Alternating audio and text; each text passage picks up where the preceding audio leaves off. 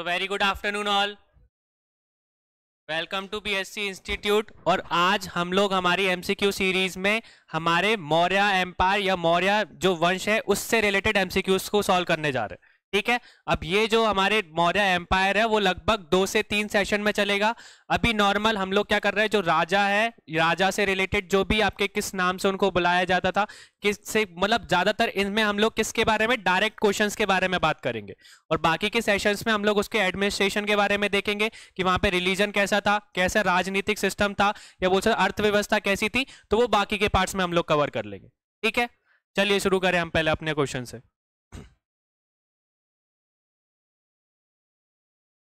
चलिए, पहला क्वेश्चन हमारा क्या बोलता है, कौन सा बौद्ध साहित्य अशोक द्वारा बौद्ध धर्म के प्रसार के प्रयास के बारे में बताता है। Which Buddhist literature tells about the Ashoka's effort to spread Buddhism? कौन कौन से ऐसे बौद्ध साहित्य हैं या बौद्ध धर्म के साहित्य हैं जो हमको बताते हैं?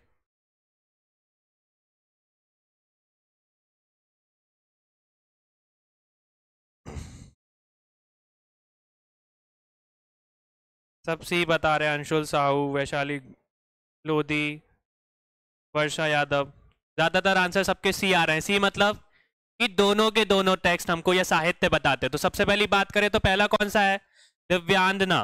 ठीक है, जो दिव्यांदना आपका टेक्स्ट है वो किस तरीके का टेक्स्ट है, एक तिब्बतियन बौद्ध टेक्स्ट है। मतलब कि ऐसा, मतलब बौद्ध धर्म के, मतलब ऐसा है कि जिसको किसने लिखा है, एक तिब्बतियन बौद्ध भिक्षु ने लिखा है। ठीक है, उन भिक्षु का या तिब्बतियन बौद्ध भिक्षु का नाम क्या है, बोल सकते हो तारानाथ। तो तारानाथ एक तिब्बतियन बौद्ध धर्म के भिक्षु हैं जिन्होंने क्या लिखा है, दिव्यांगना के बारे में। दिव्यांगना एक साहित्य लिखा है और उस साहित्य में किसके बारे में बताया गया है, अशोक के बारे में बताया कि अशोक ने जो बुद्धिज्म का, जो बुद्ध धर्म है उसको कैसे फैलाया था। ठीक है, इसमें भी हमको देखने को मिलता है। और दूसरा टेक्स्ट हमारा कौन सा है, महावंसा। महावंसा में भी हमको किसके बारे में पता चलता है, अशोक के बारे में पता चलता है कि अशोक ने जो बुद्धिज्म, जो बौद्ध धर्म है उसका बहुत प्रसार और प्रचार किया था। ये चीज क्लियर हो गई। अब यहाँ पे हमारे वो चीज आ जाती है कि जो महावंसा है वो एक तरीके से कैसा टेक्स्ट है, सेलोनीज टेक्स्ट है। अब सेलोनीज के बारे में जानते हो आप लोग कि मतलब अगर पहले की बात करोगे तो जो श्रीलंका आज के टाइम पे है, तो उस टाइम पे श्रीलंका को क्या बुलाया जाता था, सेलोन बुलाया जाता था। ठीक है, सैलोन बुलाया जाता था। तो जो बोल सकते हैं अशोका के जो बेटा और बेटी थे, तो उस अशोक ने जो बौद्ध धर्म को फैलाने के लिए अपने बेटे और बेटी को श्रीलंका भेजा था कि नहीं भेजा था। तो वो श्रीलंका जब भेजा था तो वो जो चीज है हमको किस में देखने को मिलती है, महावंसा में देखने को मिलती है। तो महावंसा एक तरीके का कैसा टेक्स्ट है, सिलोनीज टेक्स्ट है। ये बोल सकते श्रीलंका की ग्रंथ, मतलब साहित्य में लिखा गया। एक महावंसा है और दूसरा कौन सा है, दीपवंसा भी हमारा जो है वो सेलोनीज टेक्स्ट है। ठीक है, जिस वो अगर हम महावंसा की बात करें तो महावंसा अकेला ऐसा है जिसमें हमको अशोका के धर्म के बारे में पता चलता है कि उन्होंने बौद्ध धर्म को फैलाने में, मतलब बहुत प्रसार और प्रचार किया था। उसके लिए अपने बेटा और बेटी को ही उन्होंने प्रचार पे लगा दिया था। तो समझ सकते हो तो उन्होंने किस तरीके का धर्म का प्रचार और प्रसार किया होगा। क्लियर हो गया। तो हमारा सही आंसर क्या है, बोथ ए एंड बी, मतलब दोनों, दिव्यांद्रा भी और दूसरा महावंसा भी। Next, who recognize Chandragupta Maurya as a Sandrocottus.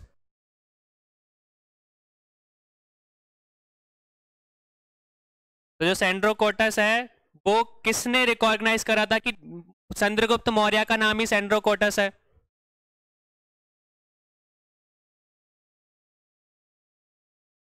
Question समझ में आ गया ना आप लोगों को। रिकॉग्नाइज मतलब कि बेसिकली अगर हम बात करें तो यूनानी टेक्स्ट में या रोमन टेक्स्ट में, रोमन साहित्य में चंद्रगुप्त मौर्य को क्या बुलाया गया है, सेंड्रोकोटस बोला गया है। क्या बोला गया है, सेंड्रोकोटस बोला गया है। पर सबसे पहले किसने पता लगाया कि यूनानी टेक्स्ट में या यूनानी लोगों ने चंद्रगुप्त मौर्य को ही सेंड्रोकोटस बोला है। ठीक है, ये हमारा क्वेश्चन है। ज्यादातर लोग किसका आंसर बता रहे हैं, सब ए बता रहे हैं। तो मतलब हमारा आंसर क्या है, विलियम जोन्स। तो विलियम जोन्स ने सबसे पहले पता लगाया था कि ग्रीक टर्मिनोलॉजी में या यूनानी साहित्य में सेंड्रोकोटस किसके नाम से जाना जाता था, भारत में चंद्रगुप्त मौर्य के नाम से जाना जाता था। क्लियर हो गया। और अगर सेंड्रोकोटस की बात करो तो यूनानी टेक्स्ट में, साहित्य में सेंड्रोकोटस के नाम से भी जाना जाता था चंद्रगुप्त, और एक और नाम था एंड्रोकोटस के नाम से भी जाना जाता था। ठीक है, ये दोनों याद रखना, सेंड्रोकोटस के नाम से भी जाना जाता था और एंड्रोकोटस के नाम से भी जाना जाता था। ये दोनों नाम थे जो कि यूनानी साहित्य में हमको देखने को मिले थे, या उनके इतिहासकारियों ने उसको, चंद्रगुप्त मौर्य को सेंड्रोकोटस और एंड्रोकोटस के नाम से बुलाया था। ठीक है, नेक्स्ट देख लेते हैं, निम्नलिखित में से किसने सिकंदर महान के साथ सेंड्रोकोटस की मुलाकात का उल्लेख किया है? Who of the following mention about the meeting of Sandrocotas with the Alexander the Great?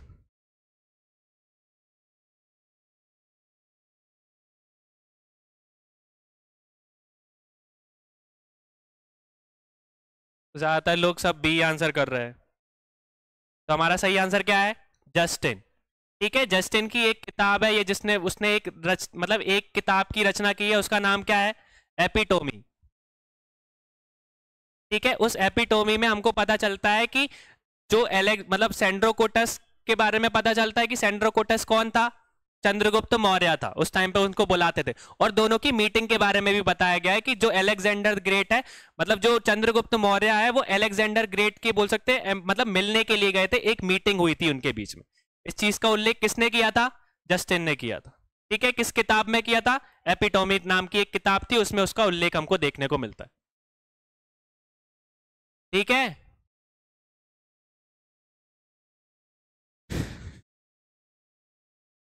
Next देख लेते हैं, परिश्रेष्ठ प्रवर्तन के लेखक कौन थे?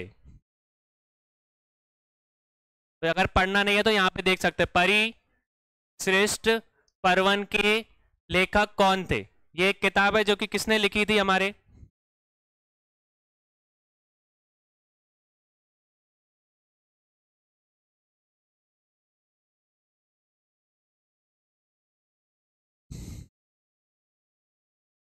इसको थोड़ा सा आप इंपॉर्टेंट बना के चलना, क्योंकि होने को कंट्रोवर्शियल है पर आ सकता है ये चीज।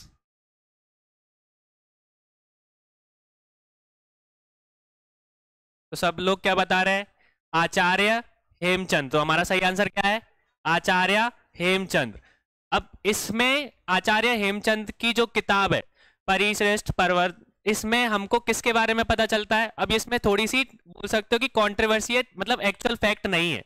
कोई कहता है कि ये जैन साहित्य से रिलेटेड एक बुक है, और कोई कहता है कि इसमें चाणक्य की बायोग्राफी के बारे में बताया गया, चाणक्य की जो जीवनी है उसके बारे में बताया गया।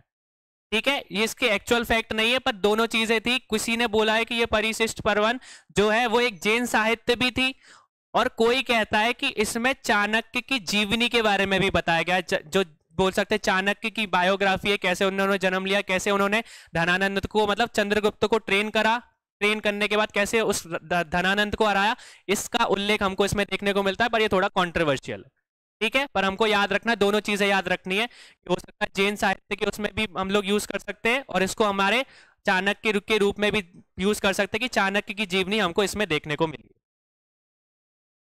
क्लियर है? नेक्स्ट देख लो, मुद्रा रक्षक पुस्तक किसके द्वारा लिखी गई है? मुद्रा रक्षक बुक इज रिटन बाय।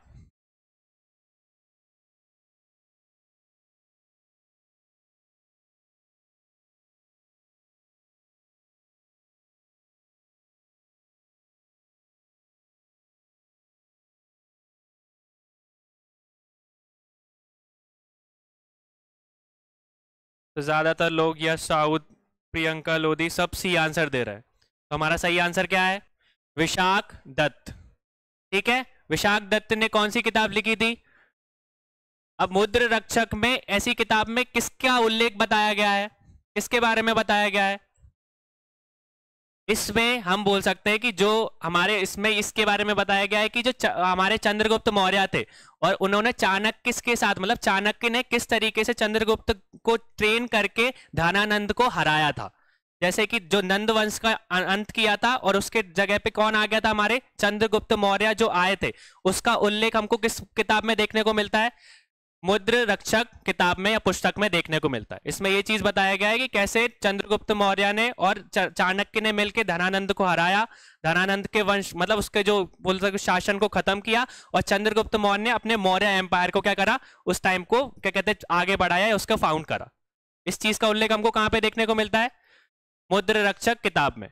अगर हम दूसरी बात करें तो कौटिल्य की, तो कौटिल्य की कौन सी किताब है, अर्थशास्त्र। तो हमको पता है कि लगभग उसमें क्या दिया गया है, नहीं है तो फिर आगे हम लोग देखेंगे। और फिर हमारे पहले कौन से आते हैं, मेगास्थनीज। तो मेगास्थनीज ने कौन सी बुक लिखी है, इंडिका।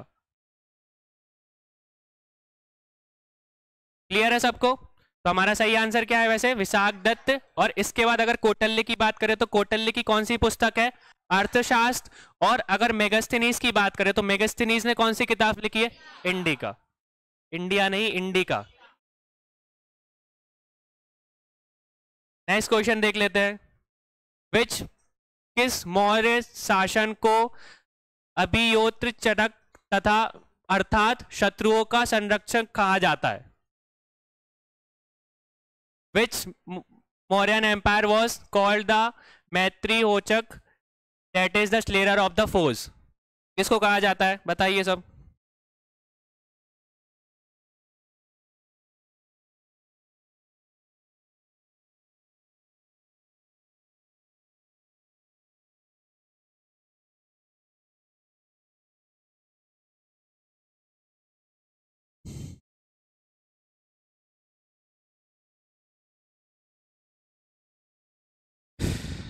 तो सब लोग ये आंसर कर रहे हैं। कोई बी बता रहा है, गौरव राजपूत बी बता रहा है। तो हमारा सही आंसर क्या है, बिंदुसार। ठीक है, बिंदुसार को क्या क्या बुलाया जाता था, वो हमारे एमित्रोकोटस के नाम से भी जाना जाता था। एमित्रोकोटस मतलब कि जो बोल सकते हो शत्रुओं का क्या है, सहायक बोल सकते हो, कि हमारा बोल सकते हो स्लेवर ऑफ द फोर्स है। ठीक है, नेक्स्ट कौटिल्य की अर्थशास्त्र है। तो जो अगर कौटिल्य की अर्थशास्त्र है उसमें किसका वितरण बता के रखा, या किसके बारे में है जो अर्थशास्त्र है,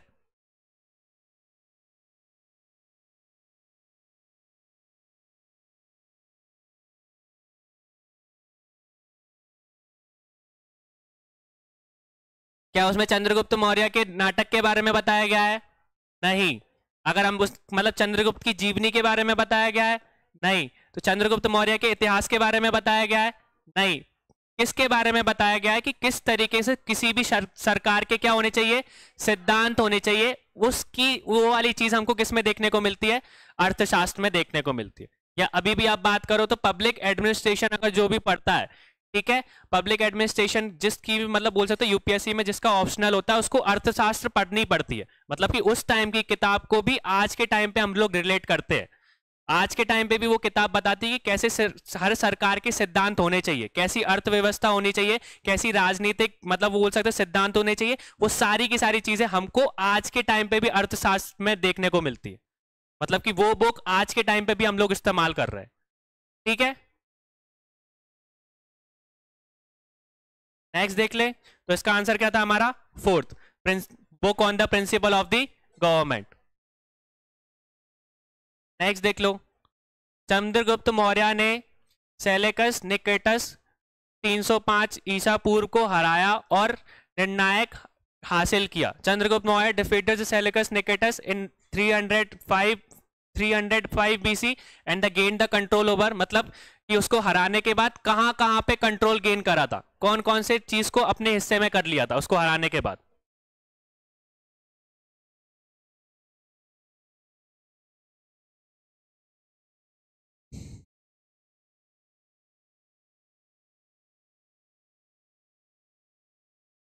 सब फिफ्थ बता रहे, डी बता रहे। डी मतलब कि हेरत को भी अपने कब्जे में कर लिया था, ठीक है, कांधार को भी कर लिया था, काबुल को भी करा था, और बलूचिस्तान को भी अपने कब्जे में कर लिया था। अब इस तरफ जो नाम लिखे हैं वो यूनानी नाम है, कि वो हेरत को किस नाम से जानते थे, आर्या के नाम से जानते थे, कांधार को आर्कोसिया के नाम से, काबुल को परोमिट का सड़ा के नाम से, और आपका बोल सकते बलूचिस्तान को एग्रोसिया के नाम से। ठीक है, ये क्वेश्चन पूछे जा सकते हैं कि उस टाइम पे यूनानी नामों में उस टाइम पे हैरत को क्या बुलाया जाता था या बलूचिस्तान को क्या बुलाया जाता था, तो आपको पता होना चाहिए।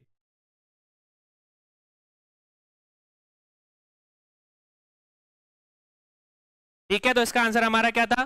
बी, सारे के सारे, मतलब चारों के चारों ही। नेक्स्ट देख लो, which book depict Chandragupta Maurya as Vrishala और एंड कुलीन? मतलब कि किस किताब में चंद्रगुप्त मौर्य को ब्रशाल के नाम से और कुलीन के नाम से बताया गया है? देखो, ब्रशाल का मतलब क्या होता है? महान राजा, एक तरीके से बोल सकते हो। और कुलीन का मतलब क्या होता है? जिसका कोई कुल ना हो, जो कुल से हीन, कुलीन बोलते हैं। तो ऐसा जो जो दो शब्द हैं वो चंद्रगुप्त मौर्य के बारे में किस किताब में देखने को मिलते हैं हमको? तो अभी हमने देखा था, तो किसके बारे में देखने को मिलते हैं हमको? मुंडा राक्षस के बारे में हमको पता चलता है उस सारी चीजों का। ठीक है, तो यहाँ पे वर्ड का मतलब याद रखना, क्रुशाल का मतलब कि बोल सकते हो एक ग्रेट, मतलब बहुत बड़ा राजा या महान सम्राट, और दूसरा कुलीन का मतलब कि जिसका कोई कुल ना हो। तो ऐसा बताया जाता है कि जो चंद्रगुप्त मौर्य थे उनका कोई कुल नहीं था। ठीक है, और बाद में अगर फिर वही बात करूं तो ये भी बहुत डिबेटेबल एक कॉन्सेप्ट है। बहुत सी जगह बताया गया है कि जो हमारे वो चंद्रगुप्त मौर्य थे वो शूद्रा से या शूद्र फैमिली से, मतलब कुल से बिलोंग करते थे। तो ये भी एक तरीके से कॉन्ट्रोवर्शियल है। यहाँ पे कुलहीन का इस्तेमाल करा गया है कि उनका कोई कुल नहीं है। तो दोनों तरीके से चीजें यूज हुई है।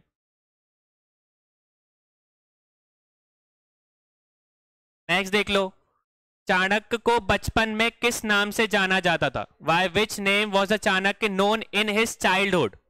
ये चीज याद रखना, चाइल्डहुड की बात हो रही है, बचपन की बात हो रही है।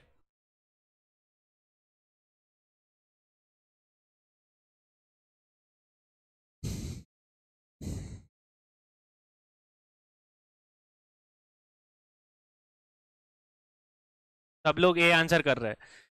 तो अगर हम देखें तो चंद्रगुप्त मौर्य के, अगर वो क्या कहते हैं, चाणक्य के नाम विष्णुगुप्त भी उन्हीं का नाम था। ठीक है, चाणक्य भी उन्हीं का नाम था, और बोल सकते हैं कौटिल्य भी उन्हीं का नाम था कि नहीं था? तीनों के तीनों नाम उन्हीं के थे। पर हम किसकी बात कर रहे हैं? बचपन की बात कर रहे हैं। तो बचपन में उस टाइम पे किसके नाम से बुलाया जाता था उनको?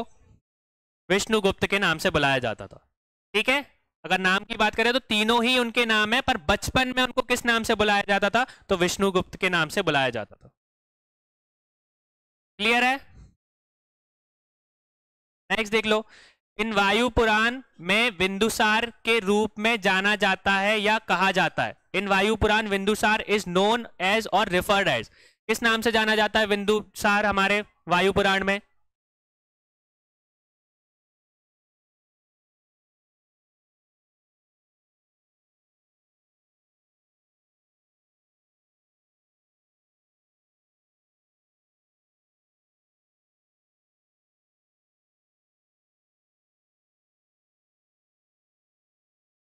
तो सब लोग हमारा ए आंसर बता रहे हैं। क्या है हमारा आंसर? भद्रसार। ठीक है, भद्रसार के नाम से जाना जाता था। कौन जाना जाता था? बिंदुसार। ठीक है, किस में? वायु पुराण में। ठीक है, पर अगर मैं बात करूं बिंदुपाल की, तो बिंदुपाल भी किसका नाम था? बिंदुसार का ही नाम था। पर कहां पे था? चाइनीज टेक्स्ट में या चाइनीज साहित्य में हमको बिंदुसार का नाम क्या देखने को मिलता है? बिंदुपाल। ठीक है, और अगर सहहील सिन्हा की बात करूं तो सह सिन्हा हमको कहां पे देखने को मिलता है? जैन टेक्स्ट में देखने को मिलता है। जैन साहित्य की बात करूं तो जैन साहित्य में हमको बिंदुसार का नाम क्या देखने को मिलता है? सिंह सेना नाम से बुलाया, मतलब सिंह सेना नाम से जाना जाता था। ये चीज क्लियर हो गई। अगर आपसे कोई पूछेगा कि पुराण में देखे, वायु पुराण में, तो बिंदुसार को क्या बुलाया जाता था? भद्रसार। और अगर चाइनीज टेक्स्ट में या चाइनीज साहित्य की बात करो तो क्या बुलाया जाता था? बिंदुपाल बुलाया जाता था। और जैन साहित्य की बात करो तो जैन साहित्य में बिंदुसार का नाम क्या लिखा है? सिंहसेना लिखा है। क्लियर है? बड़े आगे, तो हमारा इसका आंसर क्या था? जिसने ए आंसर, वन आंसर दिया था, वो सही था। नेक्स्ट देखो, तारानाथ तिब्बती बौद्ध भिक्षु के अनुसार बिंदुसार ने समुद्रों के बीच कितने राज्यों पर विजय प्राप्त की थी? अकॉर्डिंग टू द तारानाथ, अभी पढ़ा था हमने तारानाथ के बारे में। एक तिब्बती बौद्ध भिक्षु थे, उन्होंने क्या बताया कि उनके अनुसार बताओ कि बिंदुसार ने 2 समुद्रों के बीच में कितने राज्यों पर विजय प्राप्त की थी? According to the Taranath, a Tibetan Buddhist monk, Bindusar conquered how many states between the two seas? Two seas मतलब एक तरफ क्या है हमारा अरेबियन सी है कि नहीं है, और दूसरी तरफ क्या है बे ऑफ बंगाल। तो इन दोनों के बीच में जो भी हमारा बोल सकते हो जो इंडिया था उसमें कितने राज्य बिंदुसार ने अपने हिस्से में कर लिए थे? तारानाथ ने कितने राज्य बताए हैं?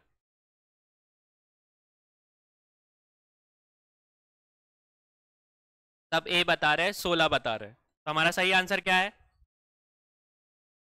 ठीक है, बिंदुसार ऐसा था कि बिंदुसार ने क्या देख करा था, दक्षिण जो भारत था उसको अपने मतलब मौर्य एम्पायर में मतलब सम्मिलित कर दिया था। मतलब दक्षिण की तरफ कौन बढ़ा था?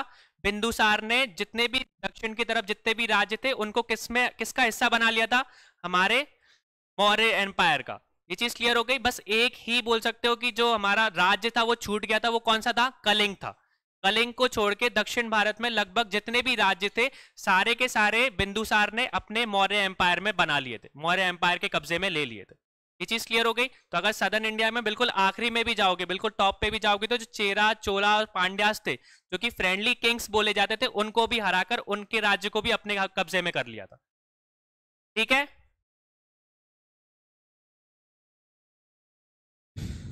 बस इसमें इतना याद रखना कि कौन सा राज्य छूट गया था, तो वो कलिंग छूट गया था अकेला। कलिंग पे कब्जा नहीं कर पाए थे, बाकी के सारे जितने राज्य थे सब पे कब्जा कर लिया था। नेक्स्ट देख लो, निम्नलिखित में से किस एक ने मौर्य समाज के 7 वर्गों का विभाजन का उल्लेख किया है? Which one of the following mention division of the Mauryan society into 7 classes?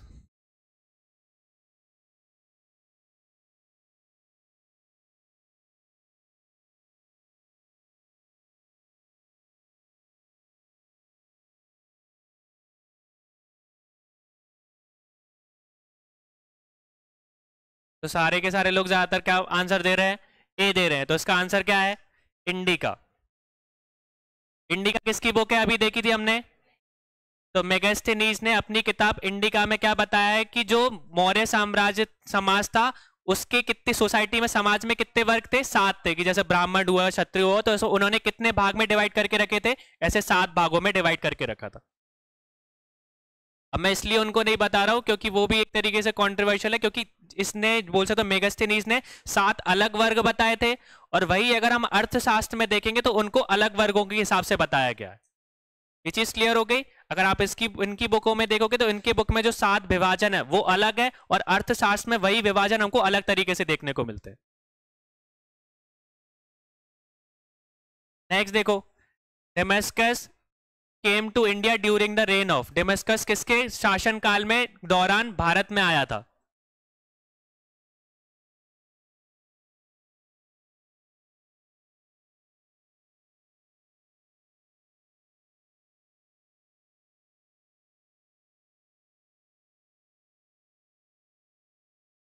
सब लोग क्या आंसर बता रहे हैं? बी बता रहे हैं। तो सबको पता है लगभग कि किसके शासनकाल में आया था?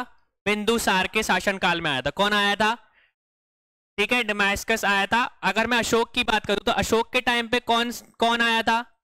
ये चीज पता है ना, ये डेमेस्कस बोल सकते हो ये यूनानी एक तरीके से क्या है, यूनानी बोल सकते हैं हिस्टोरियन है, वो आया था उस टाइम पे।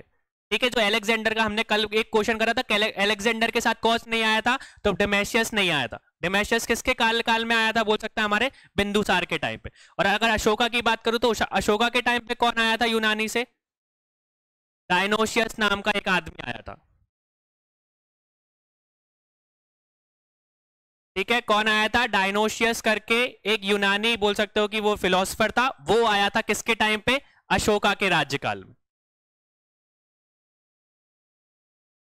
क्लियर है? नेक्स्ट देख लो, चंद्रगुप्त मौर्य ने अपने अंतिम दिन बिताए। Chandragupta Maurya spend his last days in, कहां पे बिताए थे उन्होंने अपने आखिरी दिन?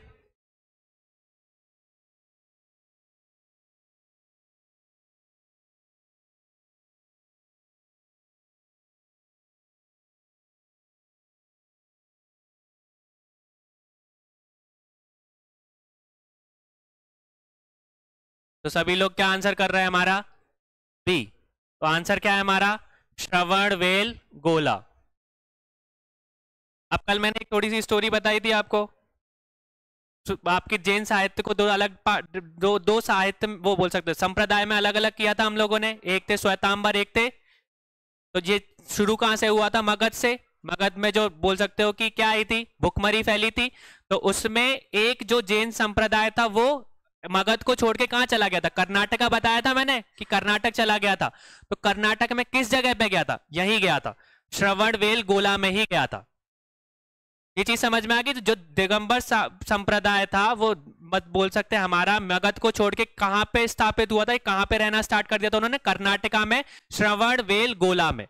जिनको कौन लेके गया था? भद्रबाहु लेके गए थे। भद्रबाहु का साथ किसने दिया था? चंद्रगुप्त मौर्य ने दिया था। ये चीज क्लियर हो गई? तो उस टाइम पे भद्रबाहु के साथ में वो कर्नाटका या बोल सकते श्रवणबेल गोला कौन गया था? साथ में चंद्रगुप्त मौर्य भी गए थे। ठीक है। और चंद्रगुप्त मौर्य की आखिरी जो सांस है वो कहां पर आई थी? श्रवणबेल गोला में ही उन्होंने अपनी सांस, आखिरी सांस ली थी। और किस पद्धति का उन्होंने इस्तेमाल किया था? सलेखना का इस्तेमाल किया था। सलेखना पद्धति हमने कल देखा था, समाधि मरण। तो वो समाधि मरण या सलेखना पद्धति में से ही हमारे बोल सकते चंद्रगुप्त मौर्य की क्या हुई थी? अंतिम सांस ली थी, या उनको निर्माण प्राप्त हुआ था, या उनकी मृत्यु हुई थी। ये चीज क्लियर हो गई? ये चीज याद रखना कि जो श्वेतांबर, जो मतलब श्वेतांबर और दिगंबर अलग हुए थे। श्वेतांबर वही रह गए थे मगध में, पर दिगंबर लोग कहां चले गए थे? कर्नाटक चले गए थे, या श्रवणबेल गोला चले गए थे। और भद्रबाहु के साथ में कौन था उस टाइम पे? चंद्रगुप्त मौर्य भी प्रेजेंट थे। और उन्होंने अपनी सांस भी वही कर्नाटक में श्रवणबेल गोला में ही ली। और किस पद्धति से ली थी? सलेखना पद्धति या समाधि मरण से ली थी। क्लियर है? नेक्स्ट में देखो, किस साहित्य स्रोत में कहा गया है कि अशोक ने सिंहासन हासिल करने के लिए अपने 99 भाइयों की हत्या की थी? Which literacy source state Ashoka killed his 99 brother to acquire throne?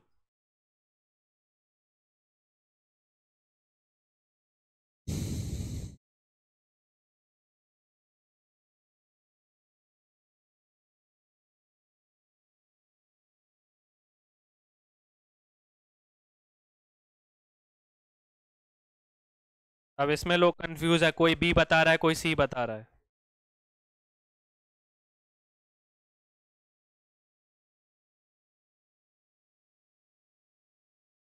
कोई ए भी बता रहा है। देखो, इसका हमारा सही आंसर क्या है? महावंशा। महावंशा में हमको पता चलता है कि अशोक ने अपने 99 भाइयों को मारा था। किसके लिए? सिंहासन के लिए मारा था। क्लियर है? नेक्स्ट देख लो, किस घटना से अशोक की परिशासिक नीति ने गहरा परिवर्तन आया? Which event brought about a profound change in the Ashoka's administration policy? उसकी वैसे बोल सकते हैं एडमिनिस्ट्रेशन पॉलिसी क्या थी? क्या करता था वो?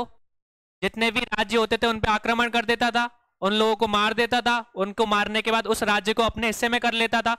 तो उस चीज में अंतर कब आया? किस इवेंट के बाद में हमको उसमें अंतर देखने को मिला अशोक के बोल सकते हो व्यवहार में या उसकी नीति में? तो सिंपल सा है, वो हमको पता है। क्या है हमारा आंसर? कलिंग वॉर। ठीक है, कलिंग वॉर जो इतनी बड़ी मतलब बोल सकते हैं युद्ध हुआ था कि मान लो कि उसमें सब जगह खून ही खून था। मतलब कि लगभग हम लोग बोल सकते हैं उस टाइम पे कि 1 लाख सैनिक मारे गए थे लगभग मेरे हिसाब से। 1 लाख सैनिक मतलब बहुत जो मतलब बोल सकते हो भीषण युद्ध हुआ था, उसमें सब लोगों के खून ही खून वहां पर थे। तो उस इवेंट को देखकर बोल सकते हो कि हमारे जो अशोक थे, या अशोक सम्राट के जो धर्म मतलब बोल सकते हो कि मन परिवर्तित हो गया था। कि मन जो बोल सकते हैं उनकी नीति भी उन्होंने बदल दी थी कि अब से वो हिंसा नहीं करेंगे नॉर्मली, और उनको एक्वायर करना है तो वो नॉर्मली बोल सकते हैं कि प्यार से करेंगे, या मतलब कि वैसे बेसिस पे उन लोगों ने धर्म अपना लिया था इस कलंग वॉर के बाद में, बुद्ध धर्म को। तो उन्होंने क्या बोला था कि अब वो क्या करेंगे, मतलब कल्चरल वे में, साहित्य की फॉर्म में वो क्या करेंगे, अब राज्य पे हिस्सा करेंगे, मतलब जबरदस्ती नहीं करेंगे, अब हिंसा नहीं करेंगे। ये चीज क्लियर हो गई? क्योंकि उस टाइम पे जब ये वॉर हुई थी तो बहुत भीषण हुई थी और सब जगह खून ही खून था। या मतलब बोल सकते हैं कि उस टाइम पे कि वो ऐसी युद्ध था कि जिस टाइम पे जब आप रणभूमि देखोगे तो उस टाइम पे आपको लगेगा कि आप नर्क में आ गए हो। ठीक है, तो वो हमारा एक तरीके से वो इवेंट था कलिंग वॉर की। उसके बाद में जो अशोक थे उनमें बहुत परिवर्तन आ गया था। ठीक है, उनकी जो राजनीतिक जो नीतियां थी वो भी उन्होंने बदल दी थी। पहले हिंसा से जीतते थे, अब वो बाद में उन लोगों ने जो अपनी नीति थी उसको चेंज कर दिया था। नेक्स्ट देखो, बौद्ध धर्म अपनाने के लिए अशोक को प्रभावित करने वाला भिक्षु था? The monk who influence Ashoka to embrace Buddhism was? Simple सा क्वेश्चन है ये तो।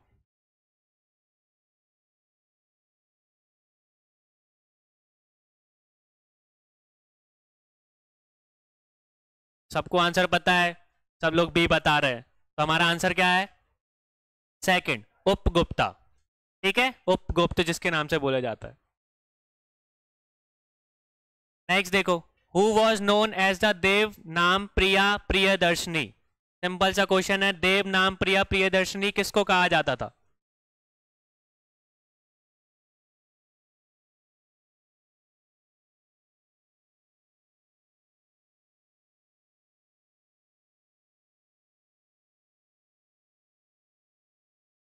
पता है सबको किसको बोला जाता था?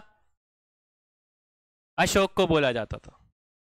ठीक है, अगर आप देखोगे तो अभिलेखों की देखोगे, अशोक ने बहुत सारे अभिलेख लिखे, तो उस अभिलेख में बहुत सी जगह, मतलब 4 ही ऐसे अभिलेख है जहां पे अशोक का नाम इस्तेमाल हुआ है। बाकी के जितने भी अभिलेख है ना, उन जगह उसका क्या नाम यूज हुआ है? देव नाम प्रिया ही यूज हुआ है। उसने अपना नाम नहीं लिखवाया साथ में, मतलब अपना नाम अशोक नहीं लिखवाया, देव नाम प्रिया ही लिखवाया।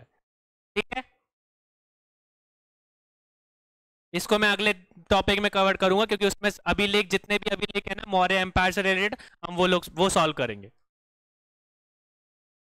नेक्स्ट देख लो, ये धमा है ना, धर्म नहीं है।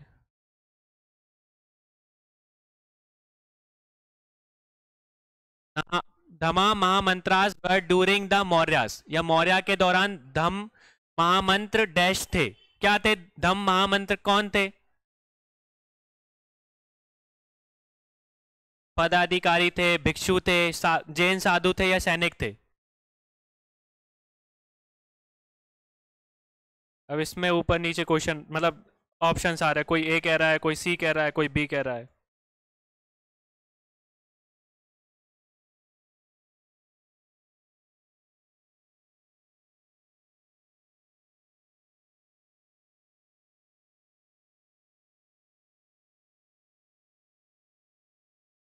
धम महामंत्रास के या धम महामंत्री के बारे में पता है?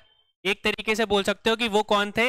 ऑफिशियल्स थे, पद अधिकारी थे। मतलब कि एक तरीके से अशोक ने इन लोगों को क्या दे दी थी? एक पद दे दिया था और एक अधिकारी बना दिया था इनको। इनका काम क्या था? जो अशोका के धमास थे, धम था जो अशोका के जो सिद्धांत थे या जो विचार थे, उनको फैलाने के लिए इन अधिकारियों को रखा था। ये चीज क्लियर हो गई? जो भी बोल सकते हैं अशोक के धम थे, जो उसके विचार थे या सिद्धांत थे बौद्ध धर्म से रिलेटेड, उन धर्म को फैलाने का काम किनका था? इन अधिकारियों का था। ठीक है, इसलिए उसको उन्होंने क्या बोला था? धम महामंत्रास। एक तरीके से बोल सकते हो कि वो एक उपाधि थी, या कुछ अधिकारी को उसने अपॉइंट करा था, उनको वो क्या बुलाता था? धम महामंत्रास बुलाता था। ठीक है, एक तरीके से वो क्या, किससे रिलेटेड है? हमारे पद अधिकारी से। एक अधिकारी हुआ करते थे जो कि हमारे अशोक के धम को फैलाते थे। ठीक है, जैसे उसके वो बेटे और बेटी ने फैलाया था, वैसे इनके जो ये जो धम महामंत्री होते थे, उनका फैलाने का काम उनका भी रहता था। ये चीज क्लियर हो गई? और जो बोल सकते हैं अशोक के धम में हमको क्या देखने को मिलता है? ज्यादातर उसके विचार और उसके सिद्धांतों के बारे में पता चलता है कि वो बौद्ध धर्म के बारे में जो भी सिद्धांत हुआ करते थे बौद्ध धर्म में, और जो बौद्ध धर्म के विचार थे, वो ज्यादा से ज्यादा लोगों तक पहुंच पाए।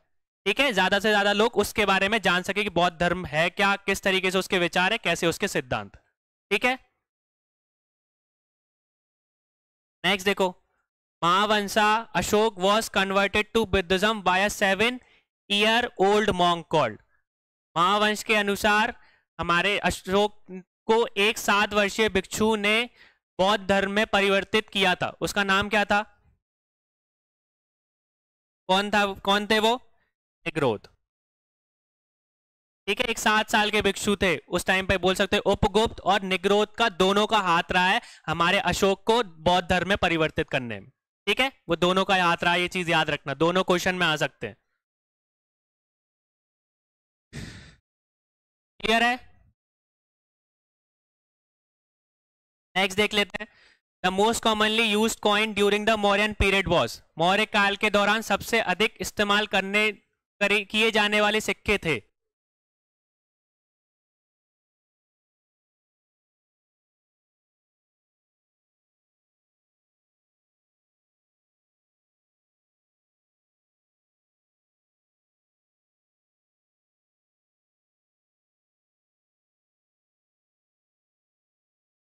अब इसमें थोड़ा सा सब लोग आंसर दे रहे हो बी।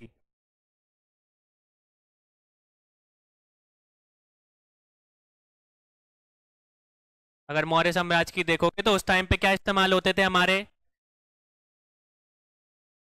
करोश पाना या पाना के नाम से भी जाना जाता है। अगर आपने पाना देखा हो तो मतलब कि अशोक का अगर आपने देखा हो, अगर उसमें आपने पढ़ा हो, तो अशोक जो था वो अपने महामंत्रियों को 4000 पाना देता था। ठीक है, तो पानास मतलब कि एक तरीके से बोल सकते हो उस टाइम पे कॉइन्स को पाना बोला जाता था, मतलब कि उस टाइम पे जो यूज करते थे उनको पाना बोलते थे। और उस टाइम पे जो इस्तेमाल जो यूज करते थे हमारे कौन से थे, करोश पाना या पाना। ठीक है,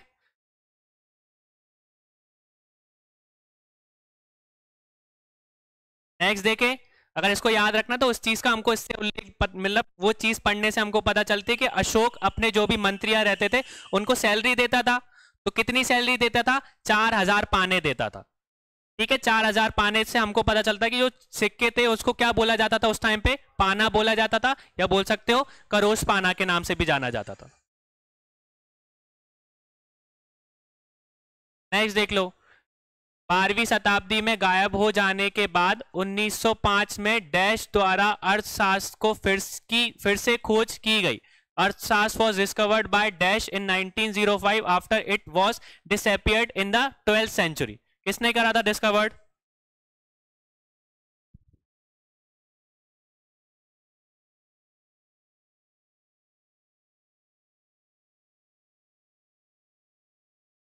अब इसमें भी थोड़े से ऊपर ऑप्शंस आ रहे हैं। सी, कोई सी बता रहा है, कोई ए बता रहा है।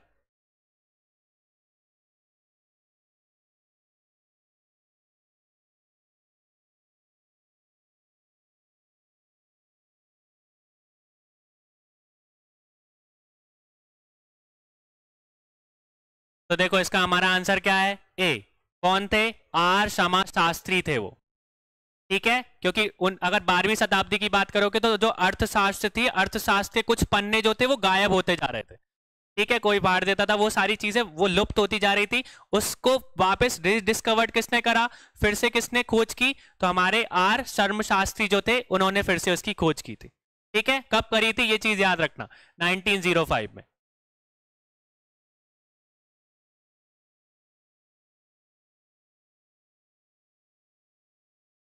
क्लियर है? नेक्स्ट देख लो। मौर्य काल के दौरान आधिकारिक एग्रोनाइम निम्नलिखित में से किस क्षेत्र से संबंधित है? The official agronomy during the Mauryan age was related to which of the field? Agronomy किससे रिलेटेड है बताइए सब।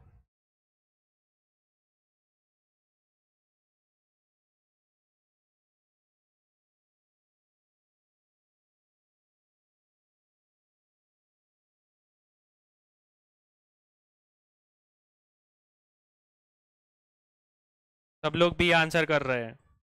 ठीक है, तो जो लोग सड़कों का निर्माण करते थे उन लोगों को क्या बुलाया जाता था, एग्रोनॉमाई के नाम से बुलाया जाता था। ठीक है, तो एग्रोनॉमाई किस फील्ड से रिलेटेड है, किस क्षेत्र से रिलेटेड है, सड़कों के निर्माण से। ठीक है, और जो इंसान सड़क बनाता था उसको बोला जाता था एग्रोनॉमाई।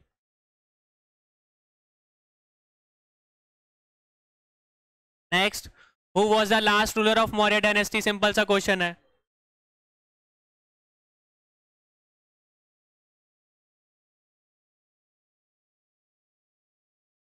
कोई बी भी बता रहा है, बिंदुसार। ठाकुर उदय जादौन बता रहे हैं B.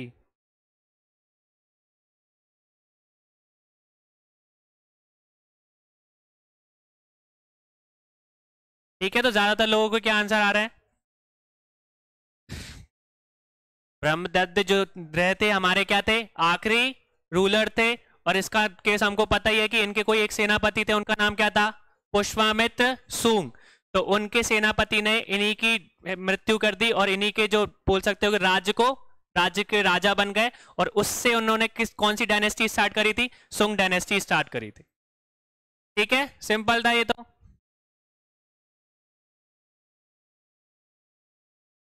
Next, who of the following had the first dissipated the addicts of the emperor Ashoka? निम्नलिखित में से किसने सम्राट अशोक के शिलालेखों को सबसे पहले पढ़ा था? ठीक है, तो कौन थे हमारे जिन्होंने मतलब बोल सकते हो कि उनको मतलब समझा था, पढ़ा भी था और साथ में उसको समझा था?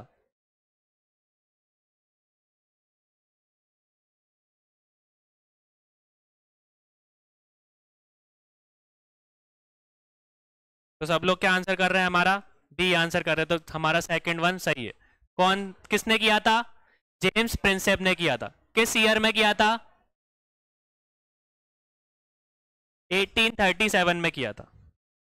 ठीक है, क्लियर है सबको? तो अगर आपसे कोई पूछेगा कि जो सम्राट अशोक थे, जो शिलालेख थे, उनको सबसे पहले किसने पढ़ा था या किसने पढ़ के समझा था, तो वो कौन थे? हमारे जेम्स प्रिंसेप। किस ईयर में किया था? 1837 में या 1830। क्लियर है सबको? तो आज के लिए हमारे इतने ही क्वेश्चन थे। अब यहाँ पे हमने स्टार्टिंग मतलब कर दी है। इसके बाद हम लोग एडमिनिस्ट्रेशन से रिलेटेड या शिलालेख से रिलेटेड, इंस्क्रिप्शन से रिलेटेड, जो आपके स्तंभ है उनसे रिलेटेड क्वेश्चंस करेंगे। ठीक है, मंडे को।